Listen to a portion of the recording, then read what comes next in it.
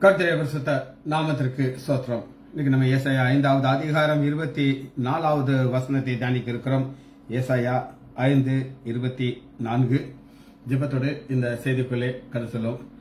ராஜாவும் மாளிகையில் ரப்பகலாய் அமர்ந்திருப்பேன். இயேசு ராஜாவும் மாளிகையில் ரப்பகலாய் அமர்ந்திருப்பேன்.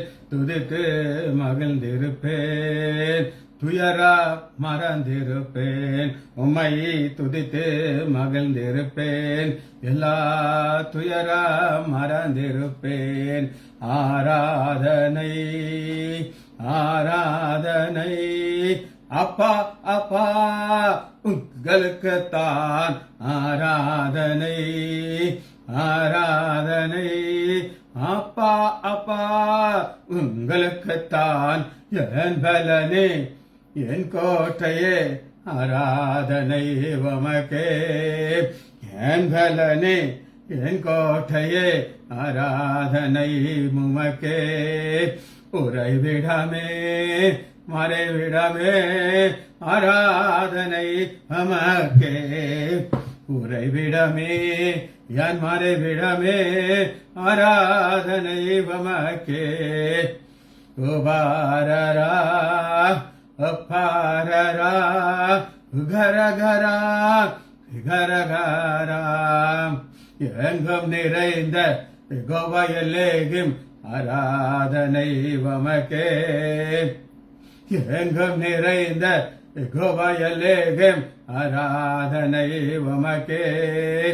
எங்கள் நீதியே யெகோவா சிற்றேகனோ ஆராதனை உமக்கே.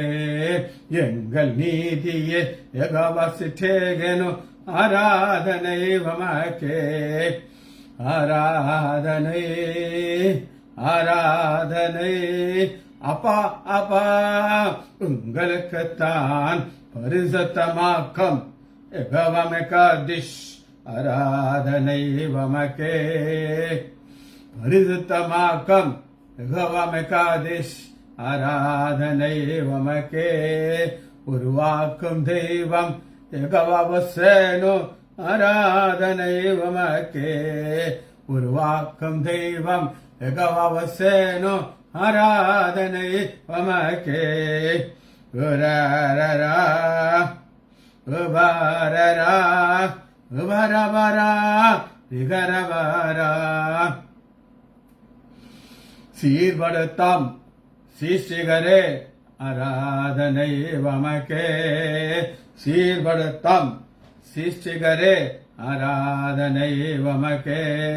ஸ்திரப்படுத்தாம் துணையாளரே ஆராதனை உமக்கே. ஸ்திரப்படுத்தாம் துணையாளரே ஆராதனை உமக்கே. ஒரே ஒரே உபாவரே பரபரா விவரபாரா உன்னதரே உயர்ந்தவரே ஆராதனை உமக்கே. உன்னதரே உயர்ந்தவரே ஆராதனை உமக்கே. பரிகாரியே பலியானிரே ஆராதனை உமக்கே. பரிகாரியே பலியானிரே ஆராதனை உமக்கே. இயேசுவின் நாமத்தினாலே ஜெபங்கள் பிதாவே, ஆமென். கர்த்தருடைய பரிசுத்த நாமத்திற்கு ஸ்தோத்திரம். Arokiyaraj brother praise Lord, Balasundari praise Lord, Leela Ammal praise Lord, Daniel Rajesh praise Lord, Kavitha sister praise Lord. ஏசாயா 5வது அதிகாரம் 24வது வசனம். இதன் நிமித்தம் ஒரு தவறு செய்தார்கள், நீதிமான்களை குற்றவாளியாக இருக்கிறார்கள். குற்றவாளி இதன் நிமித்தம் அக்னி ஜுவாலை வாய்க்கோலை பட்சிக்கிறது போல. இந்த போல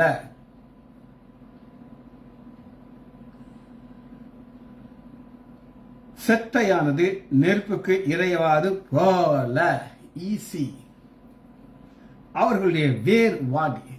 வேறுங்கிறது ஃபவுண்டேஷன், வாடி. அவர்களுடைய துளிர் தூசியை போல பறந்து போகும். அவர்கள் சேனைகளின் கர்த்தருடைய வேதத்தை வெறுத்து இஸ்ரவேல பரிசுத்தருடைய வசனத்தை அசட்டை பண்ணினார். இதன் நிமித்தம் அப்படின்னு சொல்லிட்டு ஒன்று ஆரம்பிச்சுட்டு இன்னொரு காரியத்தை சற்று ஒன்று அவர்கள் செய்த ஒரு துணிகரமான பணத்துக்காக பரிதானத்திற்காக நீதிமானை குற்றவாளியாக இருக்கிறார். அது ஒன்று. இரண்டாவது, கர்த்தருடைய வேதத்தை வெறுத்து இஸ்ரவேலுடைய பரிசுத்தருடைய வசனத்தை அசட்டை பண்ணினார். சரி, இன்னைக்கு நம்ம பார்க்கக்கூடிய முதல் எபிரேய வார்த்தை என்னன்னா அக்கினி, ஃபயர்.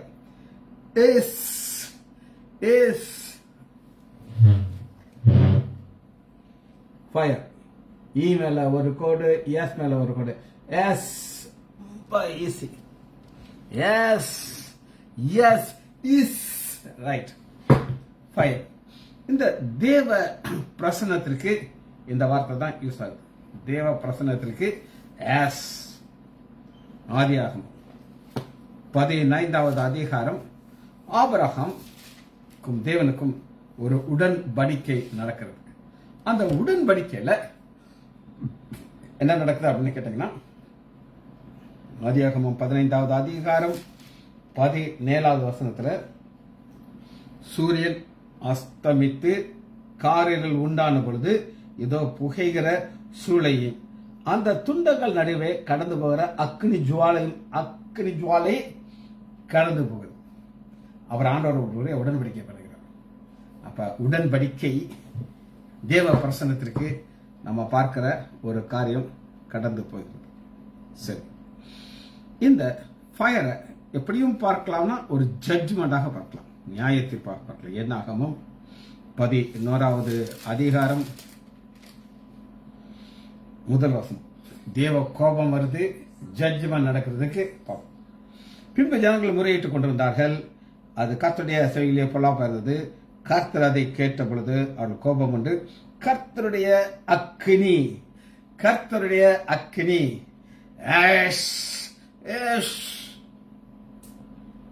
அவர்களுக்குள்ளே பற்றி இருந்தது. ஜட்ஜ்மெண்ட். முதல் ஒரு வார்த்தையை பார்த்தாச்சு, ஃபயர். இரண்டாவது என்ன நம்ம பார்க்க போகிறோம் அப்படின்னு கேட்டீங்கன்னா ஸ்டம்பிள். ஸ்டம்பிள்ங்கிறத தமிழ் எப்படி பார்க்கிறோம் அப்படின்னு கேட்டீங்கன்னா 24 வசனம். இதன் நிமித்தம் அக்கினி ஜுவாலை பட்சித்து அவர்கள் வேர் வாடி அவர்கள் துளிர் தூங்குது. கர்த்தர் ஸ்டம்பிள், அப்படியே அவங்க ஆடிறாங்க. ஸ்டம்பிளுக்கு கிரேக்க வார்த்தை கசால். Stumble STUMBLE. கசால் KASAL. கசால். ஸ்டம்பிள். இவங்க மோஸ்ட் பவர்ஃபுல் பீப்புள் ஆக. ஆனா இந்த தேவனுடைய ஜட்ஜ்மெண்ட் வரும்போது, அதனால இதுக்கு என்ன ஒரு அர்த்தம், இங்கிலீஷ் வார்த்தைக்கு அர்த்தம்னா டு பி த்ரோன் டவுன். அக்கனை வேற பட்சிச்சிருச்சு. To throw them down. லேவியராகமம் 26வது அதிகாரம் 37வது வசனம். துரத்துவார் இல்லாமல் பட்டயத்திற்கு முன் விழுகிறது போல, அங்க எரியிற அக்னியை பார்க்கிறோம் போல, ஒருவர் மேல் ஒருவர் இடறி விழுவார்கள். இன்னைக்கு நடக்குதா? ஒருவர் விழி நடக்குது. 2-3 இடத்துல இது நடக்குங்க. ஒரு கோயில்ல ஒரு கும்பாபிஷேகம், கூட்டம் பயங்கரமா இருக்கும். அந்த கூட்டத்துல ஒருத்தர் மேல ஒருத்தர் விழுவாங்க. ஒரு கட்சி மீட்டிங் நடக்குது. கரூர்ல நடந்தா இந்த சாபம் வருதுங்க. ஒருவர் மேல் ஒருவர் இடறி விழும். உங்கள் சத்துருக்கு முன் நிற்க உங்களுக்கு பலன் இராது. இந்த பலனால ஸ்டம்பிள் அப்படின்னு பார்க்கணும். சரி, இதுக்கு இன்னொரு விளக்கத்தை நம்ம பார்க்க போகிறோம்.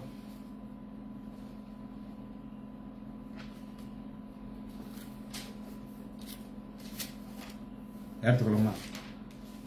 புலம்பல் எடுத்துக்கோங்க. ஸ்டம்பிள்ங்கிறதுக்கு வசனம் உங்களுக்கு காட்டுறேன். 5வது அதிகாரம் 13வது வசனம். புலம்பல் 5:13. வாலிபரை எந்திரம் அரைக்க கொண்டு போனார்கள். இளைஞர் விறகு சுமந்து இடறி விழுந்தார்கள். ஸ்டம்பல் கசால். இந்த இளைஞர்கள்லாம் சுகமா இருந்தவங்க, ராயல் குடும்பத்தில் பிறந்தவங்க. ஆனா இப்ப இவங்க விறகு சுமக்க போறாங்க, ஹெவி வெயிட் தலையில் இருக்கு, கீழே விழுந்துறாங்க. சரி, எரேமியா இதை பற்றி ஒரு வார்த்தை சொல்றார், அதை பார்த்து. எரேமியா 6வது அதிகாரம் 21 ஆகையால் இதோ நான் இந்த ஜனத்திற்கு இடர்களை வைப்பேன். ஆண்டவர் வைக்கிறார். ஆண்டவர் நீங்க என்ன வைக்க போறீங்க? நான் கசால் வைக்க போகிறேன். கசால். அவைகள் மேல் பிதாக்களின் பிள்ளைகளாகவும் குடியானவர்களும் அவனுக்கு அடுத்த ஏகமாக இடர்ந்து அழிந்துவார்கள் கர்த்தர் சொல்கிறார். சரி, 2வது ஸ்டம்பிள் காரணம். முதல் ஃபயரை பார்த்தாச்சு, ஸ்டம்பிள் காசால் பார்த்தாச்சு. 2வது பட்சிக்கிறது போல. இங்கிலீஷ்ல டு கன்சியூம், பட்சிக்கிறது போல. கலா கலா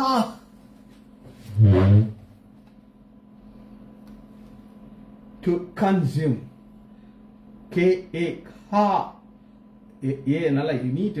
கா லா எல் ஏ ஹெச். இங்க டீப்பா த்ரோட்ல இருந்து வரணும்.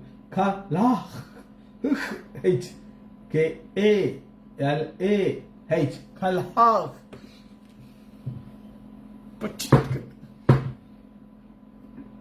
இந்த கிரியேஷன்ல இதுக்கு இங்கிலீஷ் வார்த்தை அழகா இருக்குது.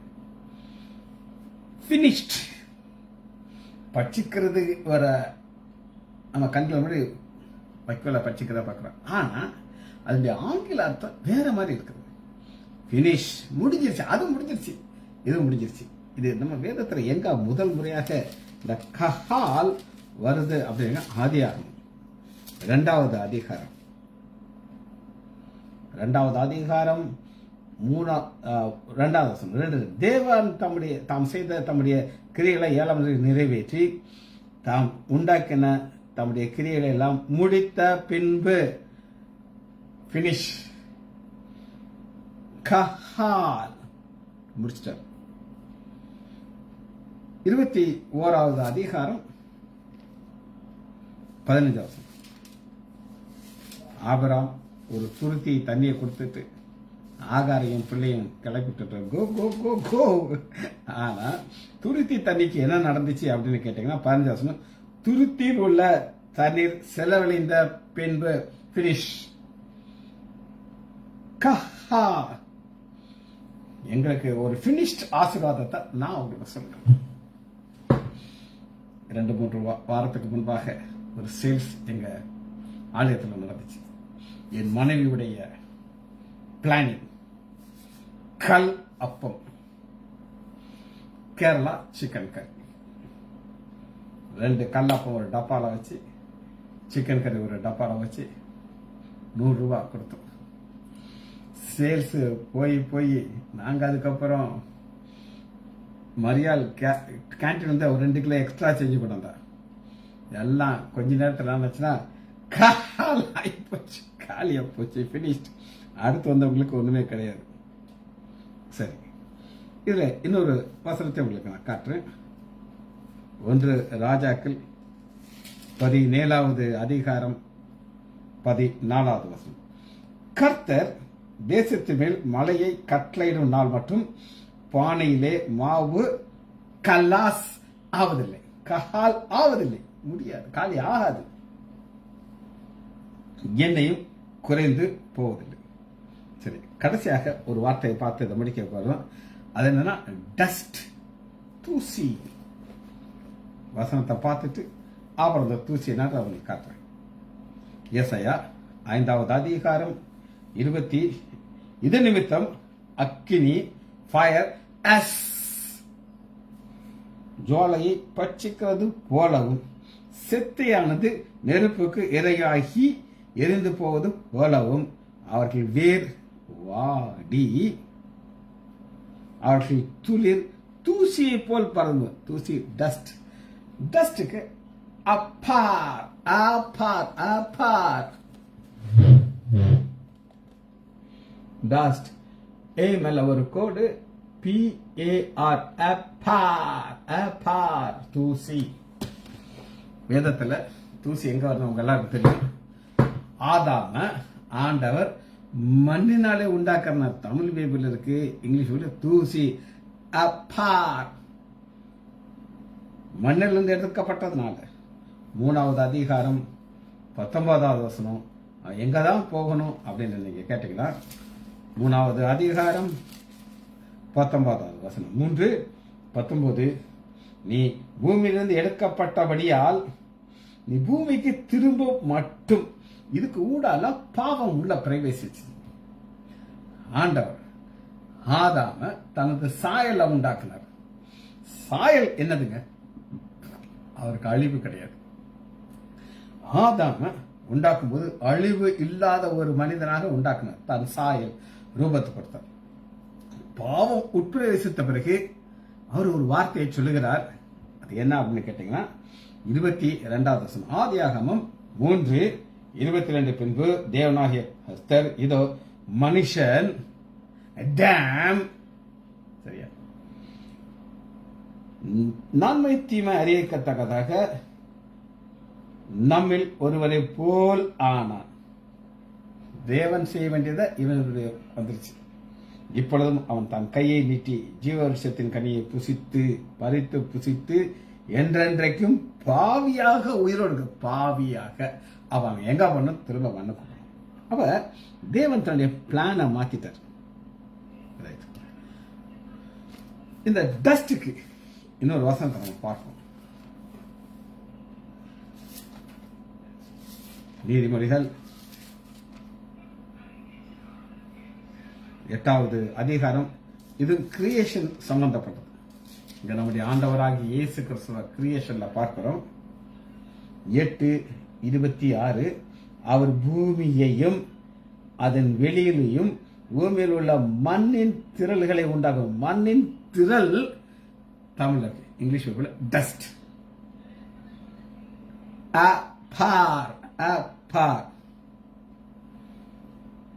இன்னொரு காரியத்தை பார்த்துட்டு நம்ம அந்த செய்தியை முடிக்க போயிடும். உபாகமம் எடுத்துக்கொள்ளுங்க. 9வது அதிகாரம் 21வது. உபாகமம் 9:21. ஆரோன் ஒரு கன்று குட்டியை உருவாக்குறான் பொண்ணுனால. மோசேக்கு கோபம் வந்துச்சு. உங்கள் பாவ கிரியைகளாகிய அந்த கன்றுக்குட்டியை நான் எடுத்து அக்னியிலே எரிந்து அதை நொறுக்கி தூளாக போக மட்டும், டஸ்ட் தூளாக போக மட்டும். கோபத்தை பார்த்தீங்கன்னா அந்த கோபத்துல அக்னியில போட்டு அப்புறம் டஸ்ட் ஆக்கி விட்டுட்டேன். இப்ப நம்ம லாங்குவேஜ் பார்த்தாச்சு. அடுத்து நம்ம வார்த்தைக்குள்ள போக இருக்கிறோம்.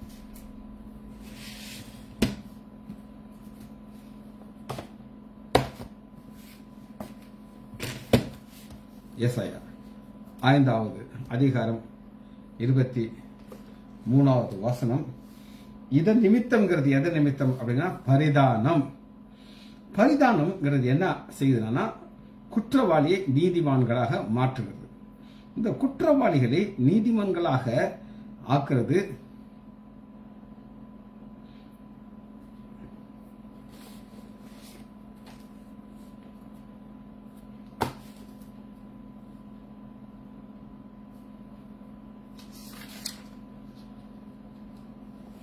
ஐந்தாவது அதிகாரம் 24வது வசனம். இதன் நிமித்தம் கர்த்தருடைய வேதத்தை வெறுத்து வசனத்தை அசட்டை பண்ணுகிறவர்களே அக்கினி ஜுவாலை பற்றியது. நமது தேவன் யார் அப்படின்னு நீங்க கேட்டீங்கன்னா எபிரேயர் 12வது அதிகாரம் 29வது வசனத்துல நமது தேவன் பட்சித்து எரிகிற அக்னியாக இருக்கிறார். இந்த அக்னியை இவர்கள் எப்ப பார்த்தார்கள் அப்படின்னு நீங்க கேட்டீங்கன்னா கண்களால பார்க்கிறாங்க.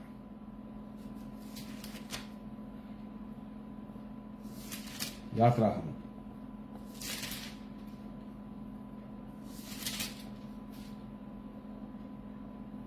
19வது அதிகாரம். அக்னி நம்முடைய தேவன்.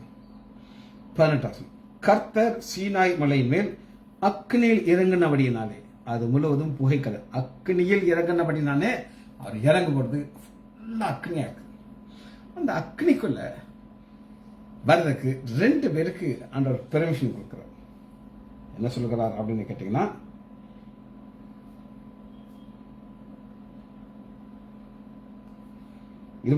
கர்த்தர் மோசையை நோக்கி, நீ இறங்கி போ, நீயும் ஆரோனும் கூட ஏறிவார்கள். நீயும் ஆரோனும் ஏறிவார்கள். ஆரோன் கீழ்ப்படியாம இங்கே இருந்தனால மக்களை கன்றுக்குட்டி செய்ய வச்சு பாவத்தில் வச்சிட்டார். நல்லா கேட்டுக்கோங்க. நாம் எங்க இருக்கணும், என்ன செய்யணுங்கிறது நம்ம ரொம்ப கிளியரா இருக்கணும். நான் இந்த மணிக்கு இங்கதான் இருக்கணும், இந்த வார்த்தையை நான் கேட்கணும், இதை நான் தியானிக்கணும், அது சந்தேகமே இல்லை.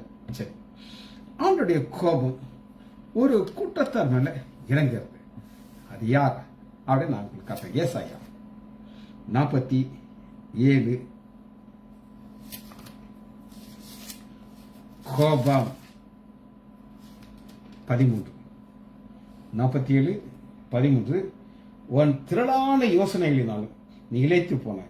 இப்பொழுதும் ஜோசியர், நட்சத்திரம் பார்க்கிறவர்கள், அமாவாசையை கணிக்கிறவர்கள் எழும்பி உனக்கு நேரடிகளை எல்லாம் உன்னை விலைக்கு ரட்சிக்கட்டும். அவங்களால ஏதாவது பரிகாரங்கிறாங்க கிடையாது. இதோ அவர்கள் தாளடியை போல இருப்பார்கள், நெருப்பு அவர்களை சுட்டரிக்கும். ஆண்டவர் எதெல்லாம் செய்யக்கூடாதோ அதை செய்ய வைக்கிறாங்க. ஒரு முறை நான் பார்க்கறது, யாரு பார்க்கிறா அப்படின்னு கேட்டீங்கன்னா, ஒரு பாஸ்டர் பார்க்க வந்தார். யார், நான் ஒரு ஆலயம் கட்டுகிறேன், அஸ்திவாரம். அப்ப நான் ரட்சிக்கப்பட்ட புதுசு, ஒண்ணுமே தெரியாது. யாராவது கூப்பிட்டாலும் உடனே பின்னாடியே போயிருக்கு. தெரியாது, பார்த்தீங்களா, நம்மளே மதிச்சு கூப்பிடுறாங்களேன்ட்டு.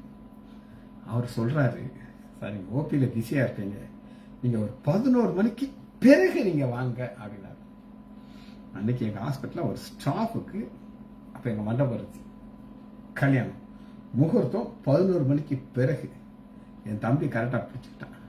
டேய், அந்த பாஸ்டர் நேரம் பார்க்கறாரு தான். எப்படி சொல்ற, கல்யாணம் பாருங்க, ஜோசியர் வச்சு பார்த்துருக்காங்க, இன்னைக்கு அவர் இருக்காரு, ஏதோ ஆண்டவர் கிருபையாக வச்சிருக்கிறார், அவ்வளவுதான்.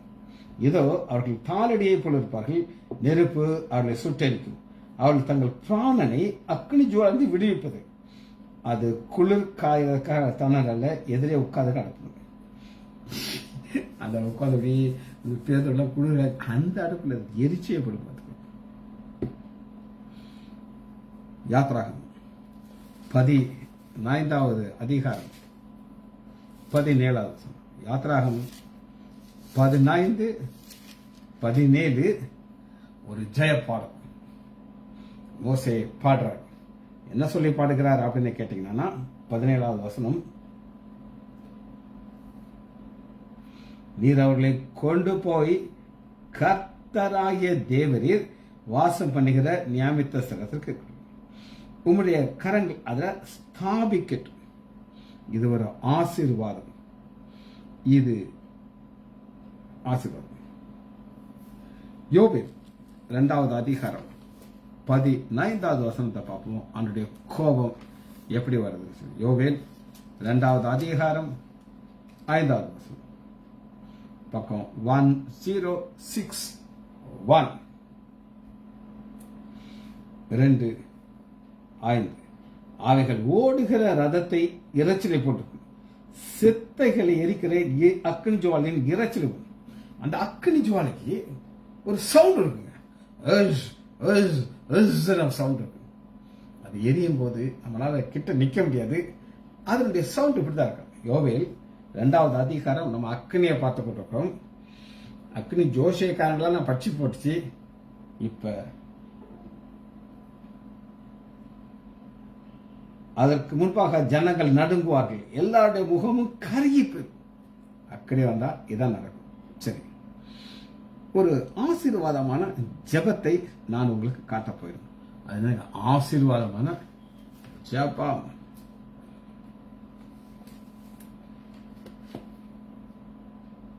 நெகேமியா 1வது அதிகாரம்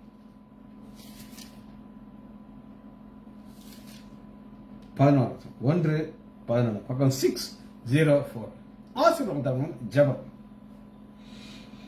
ஆண்டவரே, உமது அடியார்களின் ஜெபத்தையும் உமது நாமத்திற்கு பயப்பட வேண்டும் என்கிற விரும்புகிற உமது அடியார்களின் ஜெபத்தையும் உமது செவிகள் கவனித்திருக்கிறார்கள். இன்றைக்கு உம்முடைய அடியாருக்கு காரியங்களை கைகூட வர பண்ணினீர். இந்த மனுஷனுக்கு கிடைக்கிற என்னுடைய இரக்கத்தை ராஜாவுக்காக பானப்பட்ட ஜெபம் பண்ணுகிறார். ஆண்டவர் வேதத்தை மறந்தா உன் பிள்ளைகளை மறப்பேங்கிறார். ஆனா இப்படி ஒரு ஜெபம் ஆண்டவருக்கு ரொம்ப சந்தோஷமா இருக்கும். அக்கினி ஜுவாலை எப்படி பட்சித்து எரியுங்கிறத இன்னொரு வசனத்தை நான் உங்களுக்கு காட்டுறேன். எடுத்துக்கொள்ளுமா? மல்கியா எடுத்துக்கொள்ளும். மல்கியா 4வது அதிகாரம் 1 வசனத்துல அக்னி எப்படி வந்து எரிக்கும். இதோ வந்துச்சு. ரைட் நவ் சூளையை போல எரிகிற நாள், ஜட்ஜ்மென்ட் நாள். அப்பொழுது அகங்காரிகள் யாவரும் அக்கிரம் செய்கிற யாவரும் துரும்பா இருப்பார்கள். வரப்போகிற அந்த நாள் அவர்களை சுட்டெரிக்கும்.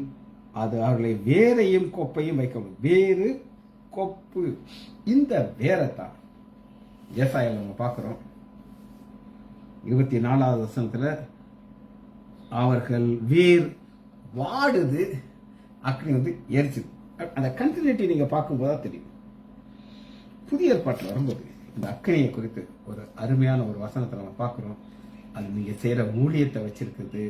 உங்க ஊழியம் எப்படி இருக்குதுங்கிறத யார் சோதித்து பார்ப்பார்கள்? அக்னி சோதித்து பார்க்கும். 1 கொரிந்தியர் 3வது அதிகாரம்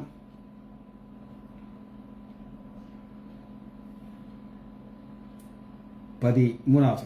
அவன் அவனது வேலைப்பாடு வெளியிறக்காகும். எனக்கு அந்த ஒரு சில ஊழியத்தை சொல்லிக்கிட்டு இருக்கேன். எங்க போனா அந்த ஊழியம் வந்து நிற்காது, போயிட்டே இருக்கும். இது நான் நினைக்கிறேன் நான் கரெக்டா செய்யறேன்னு சொல்லி என்னுடைய மனசாட்சி சொல்லுது. ஆனா அது பிரயோஜனம் கிடையாது. நாளானது அதை விளங்க பண்ணும். ஏனென்றால் அது அக்னினாலே வெளிப்படும்.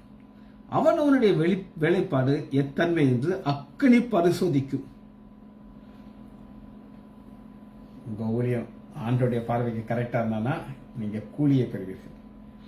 ரொம்ப கேர்ஃபுல்லாக இருக்க வேண்டிய ஒரு வாசனம். ரைட். காட்ஸ் பவர், இது தேவனுடைய வல்லமை அப்படின்னு நம்ம பார்க்கிறோம். தேவனுடைய வல்லமைங்கிறத நம்ம எப்படி பார்க்கலாம் அப்படிங்கிற ஓசியா. முதல்ல நான் பெரிய உங்களால ஜெயிக்க முடியாத எமோரியர்களுக்கு நான் என்ன செய்தேன்னு சொல்லிக்கிட்டே இதை சொல்றாங்க. ஓசியா 9வது அதிகாரம், சரி, ஆமோஸ்